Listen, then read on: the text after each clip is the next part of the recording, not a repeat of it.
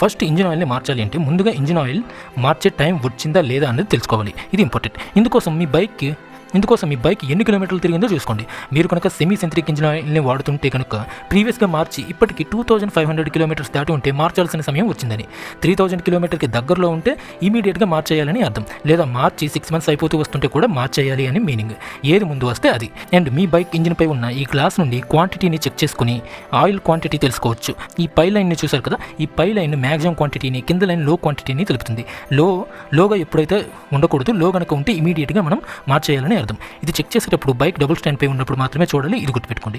And ఇప్పుడు ఏ engine ఆయిల్ని చూస్ చేసుకోవాలి అనేది మీ బైక్ మాన్యువల్ బుక్లో అయితే ఉంటుంది. ఒకసారి చూడండి. దానికి తగ్గట్లుగా లేదా ప్రీవియస్ వీడియోలో నేను చెప్పినట్లుగా చూసి మీ బైక్కి ఏది సూటబుల్ అనేది ఆ వీడియోను చూసి అయితే తెలుసుకుని పర్చేస్ చేయండి. నాలా ఆన్లైన్లో కొని ఉంటే కనుక ఆ ఇంజిన్ ఆయిల్ ఒరిజినలా కాదా అని తెలుసుకోవడానికి కిందన ఉన్న